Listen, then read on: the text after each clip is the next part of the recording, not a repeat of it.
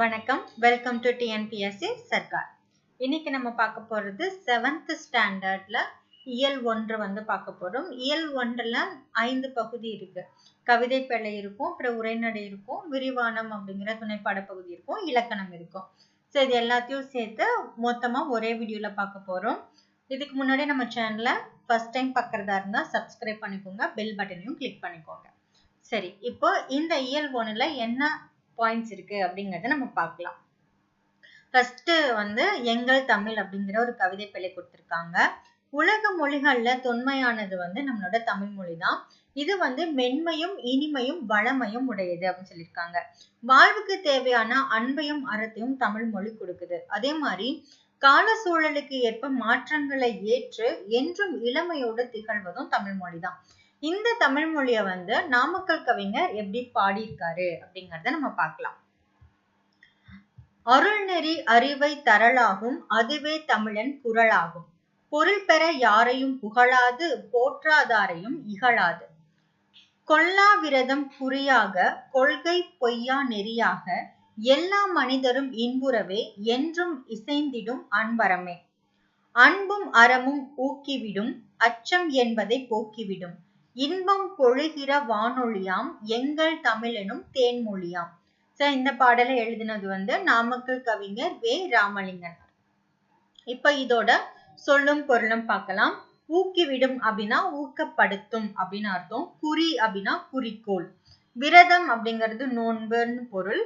பொழிகிற அப்படின்னா தருகின்ற அப்படின்னு அர்த்தம். இந்த பாடலோட பொருள் என்ன அப்படின்னு பார்த்துட்டோம்னா, நம்மளோட தாய்மொழியாகிற தமிழ் மொழி வந்து அருள் நெறிகள் நிரம்பிய அறிவை தருது. அதுதான் தமிழ் மக்களோட குரலாகவும் விளங்குது. தமிழ் மொழிய கற்றவங்க வந்து பொருள் பெறுவதற்காக யாரையும் புகழ்ந்து பேச மாட்டாங்க. அதே மாதிரி தம்மை போற்றாதவர்களையும் இகழ்ந்து பேச மாட்டாங்க. கொல்லாமையை குறிக்கோளாகவும் பொய்யாமையை கொள்கையாகவும் கொண்டு எல்லா மனிதர்களும் இன்புற்று வாழ அன்பும் அறமும் வந்து உதவுது. நம்மளோட தமிழ் மொழி அனைவரிடத்திலையும் அன்பையும் அறத்தையும் தூண்டும். அது அச்சத்தை போக்கி இன்பம் தரும். எங்கள் தமிழ் மொழி வந்து தேன் போன்ற மொழியாகும் அப்படின்னு நாமக்கல் கவிஞர் வந்து சொல்லியிருக்காரு. இதோட நூல்வெளி பார்த்தலாம். இவர் வந்து நாமக்கல் கவிஞர் அப்படின்னு அழைக்கப்படுறாரு. இவர் வந்து தமிழறிஞர், கவிஞர், விடுதலை போராட்ட வீரர் அப்படின்னு பன்முகத்தன்மை கொண்டவரா இருக்காரு. காந்தியடிகளோட கொள்கைகளால ஈர்க்கப்பட்டு காந்தியத்தை ஃபாலோ பண்ணதுனால காந்திய கவிஞர் அப்படின்னு அழைக்கப்படுறாரு. நாமக்கல் கவிஞர் வந்து காந்திய கவிஞர் அப்படின்னு அழைக்கப்படுறாரு. தமிழகத்தோட முதல் அரசவை கவிஞராக விளங்கியவர் இவர்தான். மலைக்கல்லன், நாமக்கல் கவிஞர் பாடல்கள், என் கதை, சங்கொலி இந்த மாதிரி நூல்களை எழுதியிருக்காரு. இந்த பாடல் வந்து நாமக்கல் கவிஞர் பாடல்கள் அப்படிங்கிற நூலில இருந்து எடுக்கப்பட்டது. இதுக்கு கீழே இன்னொரு நாமக்கல் கவிஞரோட பாடல் வந்து கொடுத்திருக்காங்க. மறுபடியும் இது நமக்கு பிரபலமான ஒண்ணுதான். கத்து இன்றி ரத்தமின்றி யுத்தம் ஒன்று வருகுது, சத்தியத்தின் நித்தியத்தை நம்பும் யாரும் சேருவீர், கண்டதில்லை கேட்டதில்லை சண்டை இந்த மாதிரி, பண்டு செய்த புண்ணியம்தான் பழித்ததே நம் பார்த்திட. இதுவும் வந்து நாமக்கல் கவிஞர் பாடல் தான். இந்த மேற்கோள் வந்து ரொம்ப முக்கியமான மேற்கோள். இதை வந்து ஞாபகம் வச்சுக்கோங்க. ஓகேங்களா? அடுத்து இதோட மதிப்பீடு பார்த்தலாம். நெறி அப்படிங்கிற சொல்லின் பொருள் வந்து வழி. குரல் ஆகும் அப்படிங்கிற சொல்ல வந்து நம்ம குரல் கூட்டல் ஆகும் அப்படின்னு பிரிச்சு எழுதுவோம். வான் கூட்டல் ஒலி அப்படிங்கறத வானொலி அப்படின்னு சேர்த்து எழுதுவோம். இதுல வந்து எதுகை மோனைலாம் நமக்கு தெரியும் இல்லையா? மோனை அப்படின்னா முதல் எழுத்து ஒரே மாதிரி வர்றது. எதுகை அப்படின்னா இரண்டாவது எழுத்து ஒரே மாதிரி வர்றது. இயைபு அப்படின்னா கடைசி எழுத்து வந்து ஒரே மாதிரி வரும். ஓகேங்களா? அதாவது ஒலிக்கும் ஓசை அடிப்படையில கடைசி எழுத்து ஒரே மாதிரி இருக்கும். அடுத்து இன்னொரு கவிதை பிழை, ஒன்றல்ல இரண்டல்ல அப்படிங்கிறது. தமிழ்நாடு வந்து நிலவளமும் நீர்வளமும் மட்டும் இல்லாம பொருள் வளமும் அருள் வளமும் நிறைஞ்சது. அதே போல தமிழ் மொழி வந்து இலக்கிய வளமும் இலக்கண வளமும் நிறைஞ்சது. தமிழ் மன்னர்களும் வள்ளல் கொடைத்திறன் மிக்கவங்களா இருந்தாங்க. இந்த கருத்துக்கள் எல்லாமே பின்னாடி வரக்கூடிய பாடல்ல சொல்லிருக்கு. என்ன பாடல் அப்படிங்கறத நம்ம பார்க்கலாம். ஒன்றல்ல இரண்டல்ல தம்பி சொல்ல, ஒப்புமை இல்லாத அற்புதம் தமிழ்நாட்டில், தென்றல் தரும் இனிய தேன் மணமும் கமிழும், செங்கனியும் பொன்கதிரும் தந்துதவும் நன்செய் வளம், பகைவென்ற திறம்பாடும் பரணி வகை. சோ பகைவரை வென்றதை பாடக்கூடியது வந்து பரணி வகை. ஓகேங்களா. செழும் பரிபாடல் களம்பகங்கள் 8 தொகை வான்புகழ் கொண்ட குரலோடு அகம் புறமும் செம்பொருள் கண்ட தமிழ் சங்க இலக்கிய பெருஞ்செல்வம். இது எல்லாமே தமிழ் சங்க இலக்கியங்கள் அப்படின்னு சொல்றாங்க. முல்லைக்கு தேர் கொடுத்தான் வேள்பாரி வான்முகிலினும் புகழ் படைத்த உபகாரி. உபகாரி அப்படின்னா வள்ளல் அப்படின்னு பொருள். ஓகேங்களா. கவி சொல்லுக்கு தலை கொடுத்தான் அருள் மீறி இந்த வள்ளலாம் குமணன் போல் வாழ்ந்தவர் வரலாறு. சோ இந்த பாட்டை எழுதினது வந்து உடுமலை நாராயண கவி. இதோட சொல்லும் பொருளும் பார்த்தலாம். ஒப்புமை அப்படின்னா இணை அப்படின்னு அர்த்தம். அற்புதம் அப்படின்னா வியப்பு. முகில் அப்படின்னா மேகம் பொருள். உபகாரி அப்படின்னா வள்ளல். இந்த பாடலோட பொருள் என்ன அப்படின்னு பார்த்தலாம். தமிழ்நாட்டோட பெருமைகளை சொன்னா அது வந்து ஒன்றல்ல இரண்டல்ல பல விஷயங்கள் இருக்கு. அதுல வந்து சொல்ல முடியாத பல விந்தைகளும் இருக்கு. இங்க வீசக்கூடிய தென்றலோட அதுல வந்து தேன்மனம் கமிழும். தென்றல்ல தேன்மனம் கமிழும். சுவை மிகு கனிகளும் பொன் போன்ற தானிய கதிர்களும் விளையக்கூடிய நிறைய நன்சை நிலங்கள் வந்து தமிழ்நாட்டுல வந்து இருக்கு அப்படின்னு சொல்லியிருக்காரு. பகைவரை வென்றதை பாடுவது பரணி இலக்கியம். அதே மாதிரி இசைப்பாடலான பரிபாடலும் களம்பக நூல்களும் 8 தொகையும் வான்புகழ் கொண்ட திருக்குறளும் அகம் புறம் இது எல்லாத்தையும் கொண்ட சங்க இலக்கியங்களும் தமிழ் இலக்கிய வளங்கள்ல நிறைய இருக்கு. சோ தமிழ் இலக்கிய வளங்கள் 1 2 கிடையாது, ஏகப்பட்டது இருக்கு. முல்லைக்கு தேர் கொடுத்து மலை மேகத்தை விட புகழ் பெற்றவன் யாரு அப்படின்னா வள்ளல் வேள்பாரி. அதே மாதிரி புலவரோட சொல்லுக்காக தன்னோட தலையையே தர துணிந்தவன் யாரு அப்படின்னா குமண வள்ளல். சோ இந்த மாதிரியான வள்ளல்களும் ஒருத்தர் 2 பேர் இல்ல, நிறைய பேர் வந்து தமிழ்நாட்டுல இருக்காங்க அப்படின்னு சொல்லியிருக்காரு. இதோட நூல்வழி பார்த்துட்டோம்னா இந்த கவிதை எழுதினது வந்து பகுத்தறிவு கவிராயர் அப்படின்னு அழைக்கப்பட்ட உடுமலை நாராயண கவி. ஓகேங்களா. இவர் வந்து தமிழ் திரைப்பட பாடலாசிரியராகவும் நாடக எழுத்தாளராகவும் இருந்திருக்காரு. இவரோட பாடல்கள்ல வந்து பகுத்தறிவு கருத்துக்கள் வந்து நிறைய இருக்கும். நாட்டுப்புற இசையின் எளிமையை கையாண்டு கவிதைகள்ல வந்து எழுதியிருக்காரு. இவரோட பாடல்கள்ல ஒண்ணுதான் நம்ம இப்ப மேல படிச்ச பாடல். இதோட மதிப்பீடு பார்த்துட்டோம் அப்படின்னா பகைவரை வெற்றி கொண்டவரை பாடும் இலக்கு என்னது பரணி. வானில் டேஸ் கூட்டம் திரண்டால் மழை பொழியும் முகில் கூட்டம். இரண்டல்ல அப்படிங்கிற சொல்ல எப்படி பிரிப்போம்? 2 கூட்டல் அல்ல. தந்துதவும் அப்படிங்கிற சொல்ல வந்து தந்து கூட்டல் உதவும் அப்படின்னு பிரிப்போம். ஒப்புமை கூட்டல் இல்லாத அப்படிங்கறத சேர்த்து எழுதும் போது ஒப்புமை இல்லாத அப்படின்னு எழுதுவோம். அடுத்து உரைநடை பகுதி. பேச்சு மொழியும் எழுத்து மொழியும். சோ பேச்சு வழக்கு எழுத்து வழக்குல வந்து மொழிகள் வந்து எவ்வளவு வித்தியாசப்படுது, அதுல தமிழ் மொழி எவ்வளவு வித்தியாசப்படுது அப்படிங்கறத இந்த பாடப்பகுதியில வந்து சொல்லியிருக்காங்க. சோ தமிழ் மொழி வந்து பழமையும் புதுமையும் நிறைந்த சிறந்த மொழி அப்படின்னு நமக்கு தெரியும். பேச்சு மொழி எழுத்து மொழி அப்படின்னு 2 கூறுகளை இது கொண்டிருக்கு. சோ அது என்ன அப்படிங்கறத இந்த பகுதியில பார்க்கலாம். தன்னோட எண்ணங்களையும் உணர்ச்சிகளையும் மத்தவங்களுக்கு வெளிப்படுத்துறதுக்காக மனிதனால உருவாக்கப்பட்டதுதான் மொழி. இது வந்து ஒருத்தரோட கருத்துக்களை மற்றொரு அறிந்து செயல்பட உதவுது. மொழியின் மூலமா தான் மனிதர்கள் வந்து சிந்தனை ஒரு தலைமுறையில இருந்து அடுத்த தலைமுறைக்கு கொண்டு செல்லப்படுது. இப்ப மொழி இல்லை அப்படின்னா சமுதாயம் இன்னைக்கு அடைஞ்ச முன்னேற்றத்தை அடைஞ்சிருக்கவே முடியாது. தொடக்க காலத்துல மக்கள் வந்து தனித்தனி குழுவா வாழ்ந்தாங்க. அவங்க வந்து தங்களுக்குள்ள தனித்தனியா ஒரு ஒளி குறியீடுகளை உருவாக்கிக்கிட்டாங்க. அதுல இருந்துதான் பல மொழிகள் வந்து தோன்றுச்சு. சோ மொழியோட வடிவங்கள் அப்படின்னு பார்த்துட்டோம்னா வாயினால் பேசப்பட்டு பிறரால் கேட்டு உணரப்படுவது வந்து பேச்சு மொழி. சோ பேசுறதும் கேட்கறதும் தான் மொழியோட முதல் நிலை அப்படின்னு சொல்லப்படுது. அதே மாதிரி கண்ணால் கண்டு உணருமாறு வரி வடிவமா எழுதப்படுறது வந்து எழுத்து மொழி. அப்போ மொழியோட 2வது வடிவம் 2வது நிலை என்ன அப்படின்னா எழுதப்படுவதும் படிக்கப்படுவதும். ஓகேங்களா. இது மாதிரி நேர காண முடியாத நிலையில ஒரு செய்தியை மற்றவங்களுக்கு தெரிவிக்கிறதுக்காக இந்த எழுத்து மொழி வந்து உதவுது. மனிதர்களோட சிந்தனைகள் வந்து காலம் கடந்து வாழ்வதற்கு எழுத்து மொழி தான் முக்கியமான காரணம்.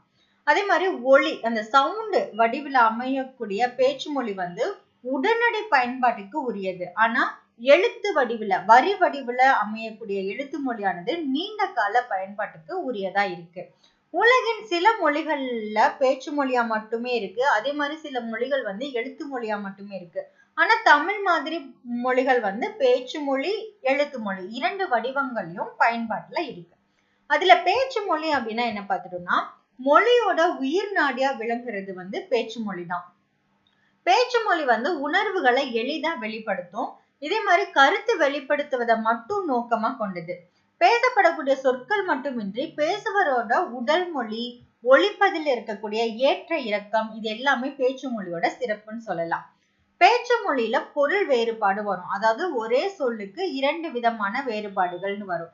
இப்போ ஃபார் எக்ஸாம்பிள், குழந்தையை நல்லா கவனிங்க அப்படின்னு சொல்லும் போது இதுல கவனி அப்படிங்கிற சொல் வந்து பேணுதல் அப்படிங்கிற பொருளை தருது.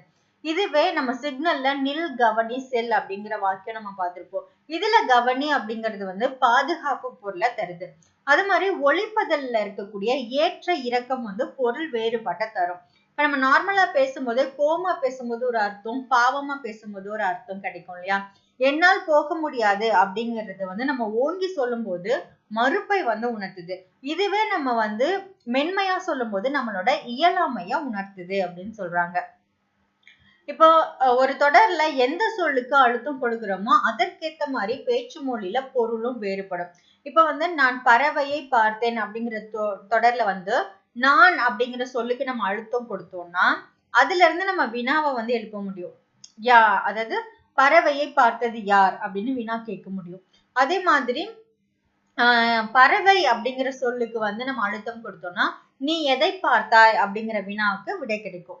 அதே மாதிரி பார்த்தேன் அப்படிங்கிற சொல்லுக்கு அழுத்தம் கொடுக்கும்போது நீ பறவையை என்ன செய்தாய் அப்படிங்கிற வினாவுக்கு விடை வந்து கிடைக்கும் அப்படின்னு சொல்றாங்க. சோ இப்ப வந்து ஒரு பாக்ஸ் இன்ஃபர்மேஷன் என்ன சொல்றாங்கன்னா, பேசப்படுவதும் கேட்கப்படுவதும் தான் உண்மையான மொழி. அதே மாதிரி எழுதப்படுவதும் படிக்கப்படுவதும் அடுத்த நிலையில இருக்கக்கூடிய மொழி அப்படின்னு சொல்றாங்க.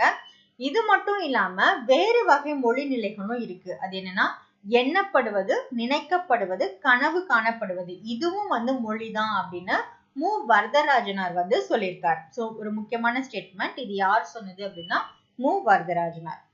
சோ இந்த மாதிரி சொல்ல வந்து ஒழிப்பதுல ஏற்படக்கூடிய ஏற்ற இறக்கத்தால பொருள் மாறுபடும் அப்படிங்கறத வந்து எடுத்தல், படுத்தல், நலிதல், உழப்பில் திரிபும் தத்தமிழ் சிறிது உளவாகும் அப்படின்னு நன்னூல் நுட்பா வந்து உணர்த்தது. சோ சொல்லை ஒழிப்பதில் ஏற்படும் ஏற்ற இறக்கத்தால் பொருள் வேறுபடும் என்பதை குறிப்பிடும் நூல் எது அப்படின்னா நன்னூல். ஓகேங்களா? சோ அடுத்து வந்து வட்டார மொழி.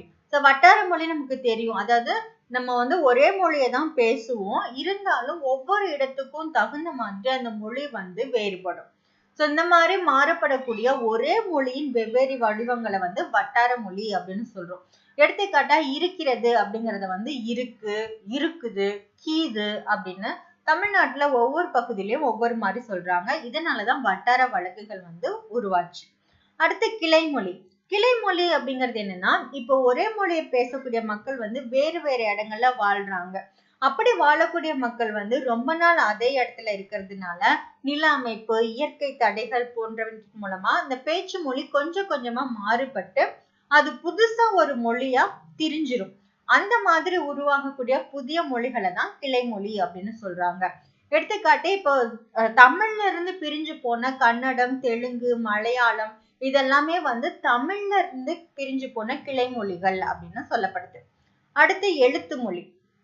எழுத்து மொழி அதாவது பேச்சு மொழியோட வரி வடிவத்தை தான் எழுத்து மொழி அப்படின்னு நம்ம சொல்றோம்.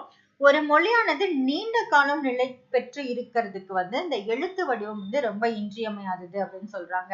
ஏன்னா பல நூறு வருஷங்களுக்கு முன்னாடி இலக்கியங்கள் வந்து எழுத்து வடிவத்துல எழுதப்பட்டதுனாலதான் இப்ப வரைக்கும் அதை நம்மளால படிக்க முடியுது. சரிங்களா? சோ ஆனா வந்து அந்த எழுத்து வடிவம் வந்து மாறுபட்டிருக்கு அப்படின்னு சொல்றாங்க. சோ இப்ப எடுத்துக்காட்டா முன்னாடி வந்து அண்ணா, காளை அப்படிங்கறத இந்த மாதிரி எழுதியிருந்தாங்க. இப்போ நம்ம வந்து தொணைக்கால் போட்டு அண்ணா அப்படின்னு எழுதுறோம். அதே மாதிரி லை வந்து அந்த முன்னாடி சுழி போடாம எழுதுறோம். சோ அந்த மாதிரி வரி வடிவம் மட்டும் மாறி இருக்கு. பேச்சு மொழியும் எழுத்து மொழியும். இப்போ பேச்சு மொழிய வந்து உலக வழக்கு அப்படின்னும் எழுத்து மொழிய வந்து இலக்கிய வழக்கு அப்படின்னு சொல்லுவாங்க. பேச்சு மொழிக்கும் எழுத்து மொழிக்கும் சில வேறுபாடு இருக்கு. அதாவது பேச்சு மொழியில சொற்கள் வந்து பெரும்பாலும் குறுகி ஒலிக்கும். அதாவது இப்ப நல்லா சாப்பிட்டான் அப்படின்னு நம்ம டக்குன்னு சொல்லிடுவோம். ஆனா நம்ம எழுதும் போது நன்றாக சாப்பிட்டான் அப்படின்னு முழுமையா எழுதுவோம். சோ முழுமையா எழுதுறது வந்து எழுத்து மொழி. அதே மாதிரி பேச்சு மொழியில உணர்ச்சிகள் வந்து அதிகமா இருக்கும். ஆனா எழுத்து மொழியில வந்து நம்மளோட உணர்ச்சிகள் வந்து தெரியாது. அதே மாதிரி பேச்சு மொழியில வந்து குரல் ஏற்றத்தாழ்வுகள் இருக்கும். நமக்கு எழுத்து மொழியில நமக்கு அதெல்லாம் தெரியாது. ஓகேங்களா? எழுத்து மொழி வந்து சிந்தித்து எழுதப்படுறதாலும், பிழைகள் ஏற்பட்டால் திருத்திக் கொள்ள வாய்ப்பு இருப்பதாலும், திருத்தமான மொழி நடையில அமையுது. ஆனா நமக்கு வந்து பேச்சு மொழியில அந்த மாதிரி திருத்தி பேசுறதுக்கான வாய்ப்புகள் வந்து குறைவு அப்படின்னு சொல்றாங்க. அதே மாதிரி பேச்சு மொழியில பிற மொழி சொற்கள் வந்து அதிகமா இடம்பெறுது. ஆனா நம்ம எழுதும் போது மோஸ்ட்லி வந்து சுத்தமான தமிழ்ல தான் எழுதுறதுக்கு ட்ரை பண்ணுவோம். ஓகேங்களா? சோ அதுக்கு முன்னாடி இந்த பாக்ஸ் இன்ஃபர்மேஷனை பார்த்தரலாம். பேச்சு மொழிக்கும் எழுத்து மொழிக்கும் இடையே பெரிய அளவுல வேறுபாடு இருந்தா அதை வந்து இரட்டை வழக்கு மொழி அப்படின்னு சொல்லுவாங்க. தமிழ்ல பழங்காலம் முதல்ல பேச்சு மொழிக்கும் எழுத்து மொழிக்கும் வேறுபாடு இருந்திருக்கு. அத வந்து தொல்காப்பியர் வந்து உலக வழக்கு அப்படின்னும் செய்யுள் வழக்கு அப்படின்னும் சொல்லியிருக்காரு. அடுத்து இந்த பாக்ஸ் இன்ஃபர்மேஷன்ல வந்து இப்ப கேட்டல் பேசுதல் அப்படிங்கிற முதல் நிலையிலேயே வந்து குழந்தைகளுக்கு வந்து தாய்மொழி வந்து அறிமுகம் ஆயிருது. ஆனா படித்தல் எழுதுதல் அப்படிங்கிற இரண்டாவது நிலையில தான் மற்ற மொழிகள் வந்து அறிமுகமாகுது.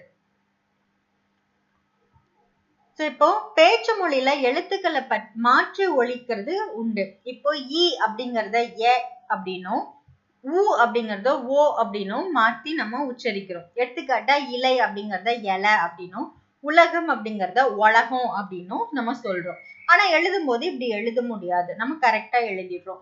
ஒரு மொழி வந்து உயிர்ப்போட வாழ்றதுக்கு பேச்சு மொழியும், காலம் கடந்து வாழ்வதற்கு எழுத்து மொழியும் தேவைப்படுது. தமிழ்ல பேச்சு மொழிக்கும் எழுத்து மொழிக்கும் இடையே வேறுபாடு இருக்கு. அதனாலதான் தமிழை வந்து இரட்டை வழக்கு மொழி அப்படின்னு நம்ம சொல்றோம். ஆனா முதல்ல பார்த்துட்டோம்னா வானொலி, தொலைக்காட்சி இந்த மாதிரி மேடை பேச்சுகள்ல சுத்தமான தமிழ், அதாவது இலக்கிய தமிழையே பேசிட்டு வந்தாங்க. ஆனா இந்த காலத்துல அந்த நிலை வந்து மாறிடுச்சு. சோ வானொலி, தொலைக்காட்சியில கூட பேச்சு வழக்கு வந்து அந்த பிழையோட நார்மலா பேசுற மாதிரி பேசுறாங்க. நாளேடுகள்ல மற்றும் பருவதழ்கள்ல இன்றும் எழுத்துக்கள் வந்து தமிழ், அதாவது செய்தித்தாள்ல பத்திட்டும் மோஸ்ட்லி வந்து சுத்தமான தமிழ் தான் பயன்படுத்தப்பட்டு வருது. பேச்சு தமிழ்ல காலந்தோறும் ஏற்பட்டு வரும் மாற்றங்களை தவிர்க்க இயலாது. ஆனா ஊடகங்களையும் இலக்கியங்களையும் நம்ம திருத்தமான தமிழை தான் பயன்படுத்தணும். அப்போதான் நம்மளோட தாய்மொழியை வந்து சிதையாம காக்க முடியும் அப்படின்னு சொல்லியிருக்காங்க. இந்த காலத்துல புதிய அறிவியல் கண்டுபிடிப்புகள் மூலமா சான்றோர்களோட உரைகள் வந்து ஒளிப்பதிவு மற்றும் ஒளிப்பதிவு செய்யப்படுது. இதன் காரணமா பேச்சு மொழியும் நீண்ட காலத்துக்கு நிலைத்து நிற்கக்கூடிய நிலை வந்து ஏற்பட்டிருக்கு. இப்ப வந்து ஒரு கவிதை மாதிரி கொடுத்திருக்காங்க. இந்த கவிதை யாரோடதுன்னா பாவேந்தரோடது. ஓகேங்களா? எளிய நடையில் தமிழ் நூல் எழுதிடவும் வேண்டும், இலக்கண நூல் புதிதாக இயற்றுதலும் வேண்டும். இந்த மேற்கோள் வந்து நல்லா ஞாபகம் வச்சுக்கோங்க. இந்த ஸ்டேட்மெண்ட் யார் சொன்னது அப்படின்னா பாவேந்தர். ஓகேங்களா? வெளியுலகில் சிந்தனையில் புதிதாக விளைந்துள்ள எவற்றினுக்கும் பெயர்கள் எல்லாம் கண்டு தெளிவுறுத்தும் படங்களோடு சுவடியெல்லாம் செய்து செந்தமிழை செழுந்தமிழாய் செய்வதும் வேண்டும். இது வந்து பாவேந்தரோட ஆசை. இதோட இந்த உரைநடை வந்து முடிஞ்சது. இதோட மதிப்பீடு பார்த்தலாம். மொழியின் முதல் நிலை வந்து பேசுதல், கேட்டல். ஓகேங்களா? ஒளியின் வரி வடிவம் வந்து எழுத்து அப்படின்னு நம்ம சொல்லுவோம். தமிழின் கிளை மொழிகளில் ஒன்று தெலுங்கு. பேச்சு மொழியை உலக வழக்கு அப்படின்னு சொல்லுவாங்க.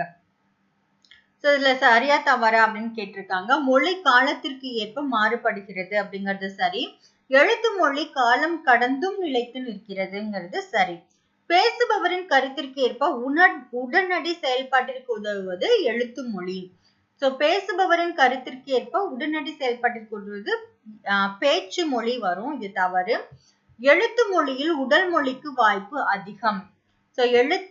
எழுதும் போது உடல் மொழிக்கு வாய்ப்பு தேவை கிடையாது. இது வந்து தவறு. பேச்சு மொழி சிறப்பாக அமைய குரல் ஏற்றத்தாழ்வு அவசியம்ங்கிறது சரி. அடுத்த பகுதி வந்து விரிவானம், சொலவடைகள். அதாவது இதுல வந்து நமக்கு இம்பார்ட்டண்டா கொஸ்டின்ஸ் வரும் அப்படிங்கிறது கிடையாது. ஏன்னா இது வந்து அவ்வளவு இம்பார்ட்டன்டான பகுதி கிடையாது. இதுல என்ன சொல்லியிருக்காங்கன்னா, நம்ம வீட்ல எல்லாம் ஊர்ல எல்லாம் பாட்டிங்க சொலவடை சொல்லுவாங்க. பழமொழி மாதிரி சொலவடை சொல்லுவாங்க. இது வந்து ஒரு பொம்மலாட்டம் மாதிரி வச்சு என்னென்ன சொலவடைகள் வந்து வழக்குல இருக்கு அப்படிங்கிறதுதான் இந்த பகுதியில வந்து கொடுத்திருக்காங்க. ஓகேங்களா? சோ இதுல இருந்து இம்பார்ட்டன்ட் கொஸ்டின் வர வாய்ப்பு இல்ல அப்படிங்கிறதுனால நான் இந்த லெசனை வந்து இப்ப நான் உங்களுக்கு சொல்லல. ஏன்னா இதுல வந்து நிறைய சொலவடைகளா தான் இருக்கும். சோ இத வச்சு நமக்கு கொஸ்டின் வர்றதுக்கு வாய்ப்புகள் இல்ல. பட் இதுல இருக்க சொலவடைகளை மட்டும் நீங்க தெரிஞ்சுக்கோங்க. அதுக்கு என்ன அர்த்தம் அப்படிங்கறத புரிஞ்சுக்கோங்க. ஒருவேளை அர்த்தம் மாதிரி கேட்டாலும் கேட்கலாம். ஓகேங்களா? புண்ணுக்கு மருந்து போட முடியும், புடிவாதத்துக்கு மருந்து போட முடியுமா? சோ இது எதுக்கு அப்படின்னா, ஒருத்தர் ரொம்ப புடிவாதம் பிடிக்கிறாரு, அதை யாராலையும் மாத்த முடியலன்னா இந்த சொலவடை வந்து சொல்றாங்க. அடுத்து, அணை உடைஞ்சு போனா வெள்ளம் அழுதாலும் வராது. அதாவது காலத்தை சரியா பயன்படுத்திக்கணும். இப்ப நீ படிக்காட்டினா வாழ்க்கையில முன்னேறவே முடியாது அப்படிங்கறதுதான் இந்த மாதிரி ஒரு சொலவடையா சொல்றாங்க. விளைச்சலுக்கும் வெள்ளாட்டுக்கும் சென்ம பகை. அதாவது விளைச்சல் இருக்க இடத்துல வெள்ளாடு போய் அதை நாசமாக்கிரும். சோ அதை வந்து நம்ம போக விடாம தடுக்கிறதுக்கு ரொம்ப போராட வேண்டி இருக்கும் அப்படிங்கறதுதான் இந்த சொலவடையில சொல்றாங்க. எறும்பு முற கல்லும் தேயும் அப்படிங்கிறது வந்து கொஞ்சம் கொஞ்சமா மாறும் அப்படிங்கிறதுதான் இதோட அர்த்தம். அடுத்த சொலவடை என்ன அப்படின்னா, உழைக்கிற மாடுதான் ஊருக்குள்ள விலை போகும். அதாவது நல்லா படிச்சா நல்லா மதிப்பாங்க, நல்லா படிக்கல அப்படின்னா யாரும் மதிக்க மாட்டாங்க அப்படிங்கிறதுதான் இதுக்கான அர்த்தம். அடைமழை விட்டாலும் செடிமழை விடாது அப்படிங்கிற மாதிரி. அதாவது ஒரு பிரச்சனை முடிஞ்சாலும் இன்னொன்னு அப்படியே அந்த பிரச்சனை கொஞ்சம் கொஞ்சமா இருந்துகிட்டே இருக்கும்ல. சோ அதுதான் இதுக்கான அர்த்தம்.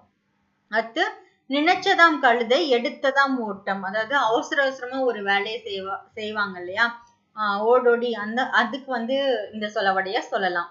நினைச்சதாம் கழுதை எடுத்ததாம் ஓட்டம் அப்படின்ட்டு.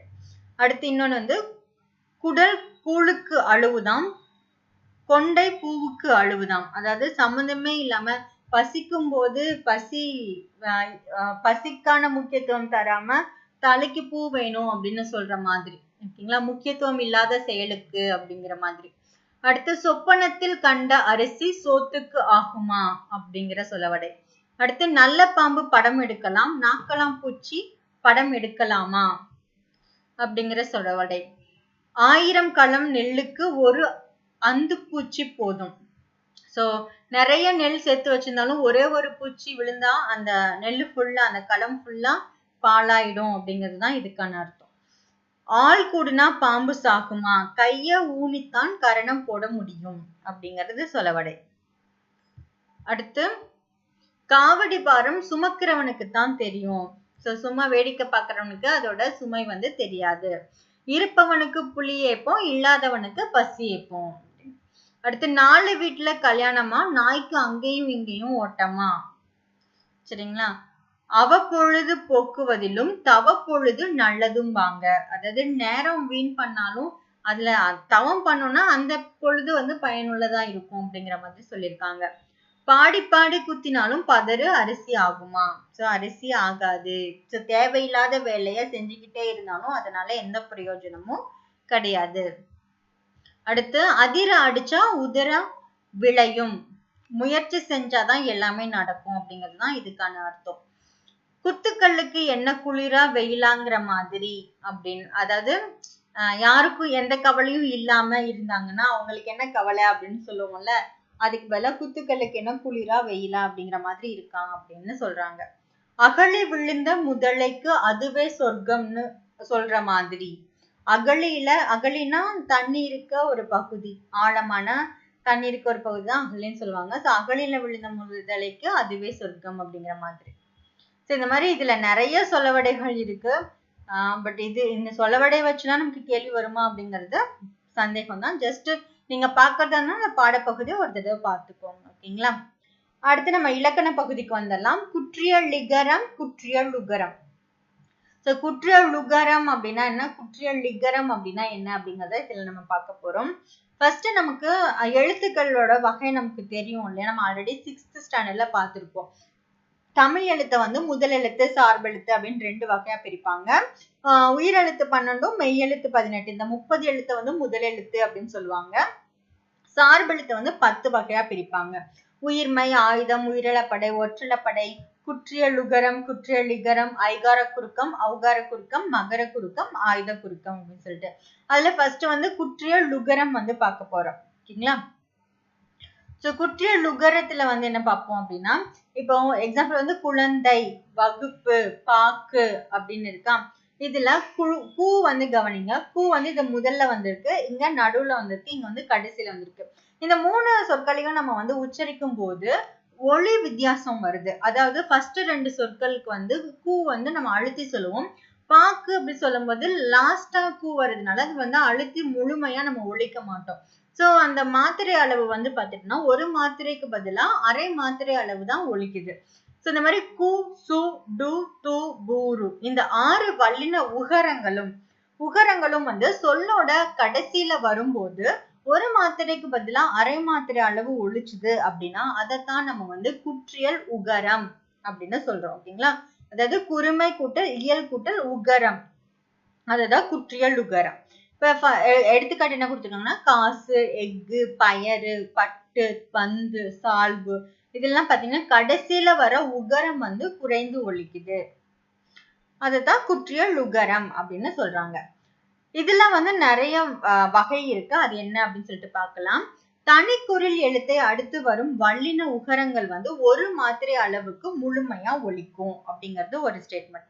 அதே மாதிரி ஓசையே குறையாம ஒரு மாத்திரை அளவுல முழுமையா ஒலிக்கிறத வந்து முற்றியலுகரம் அப்படின்னு சொல்றோம். இப்போ தனிக்குறில் அப்படின்னா பூ அப்படி வருது இல்ல, அப்ப தனிக்குறில் புகு, பசு, விடு, அது இதெல்லாம் வந்து பார்த்துட்டோம்னா முற்றியலுகரம். சோ எந்த மாத்திரை அளவும் குறையாம முழுமையா ஒலிக்குது. சோ இதுல தெரிந்து கொள்வோம்னு என்ன கொடுத்திருக்காங்கன்னா தமிழ் எழுத்துக்களை குறிப்பிடுறதுக்கு வந்து கரம், கான், காரம், கேனம் அப்படிங்கிற எழுத்துக்களை சாரிகையா பயன்படுத்துறோம். இப்ப குறில் எழுத்துக்களை குறிக்கிறதுக்கு வந்து கரம் அப்படிங்கறத நம்ம பயன்படுத்துறோம். அகரம், இகரம், உகரம் அப்படின்னு சொல்லிட்டு. நெடில் எழுத்துக்களை குறிக்கிறதுக்கு கான் அப்படின்னு பயன்படுத்துறோம். ஐகான், ஔகான் அப்படின்னு சொல்லிட்டு.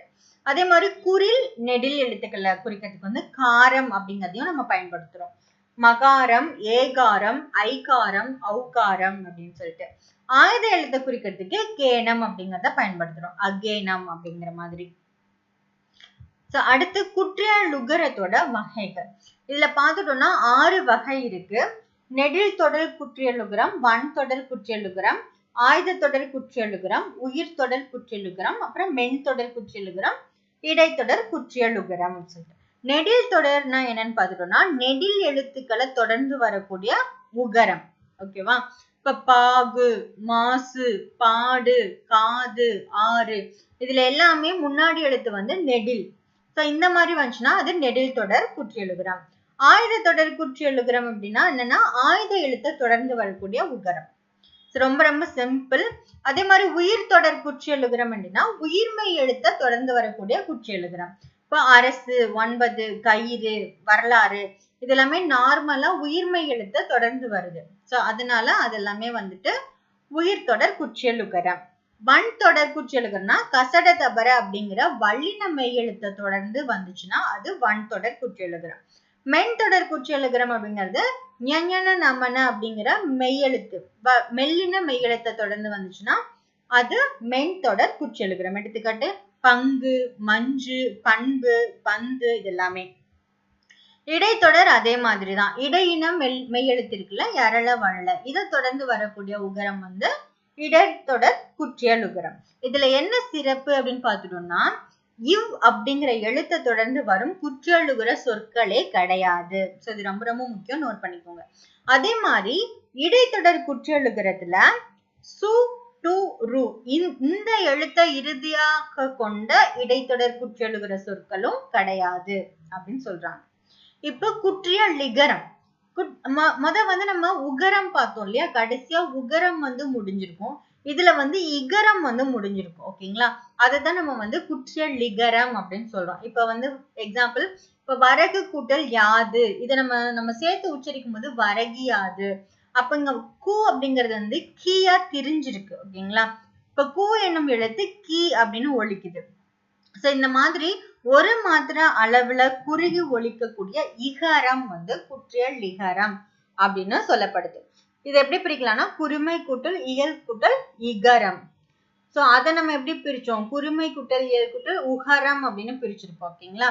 இந்த குற்றிய லிகரம் அதுல வந்து 6 வகை நம்ம பார்த்தோம். குற்றிய லுகரம். குற்றிய லிகரம் வந்துட்டு 2 இடங்கள்ல மட்டும்தான் வருது. ஒண்ணு வந்து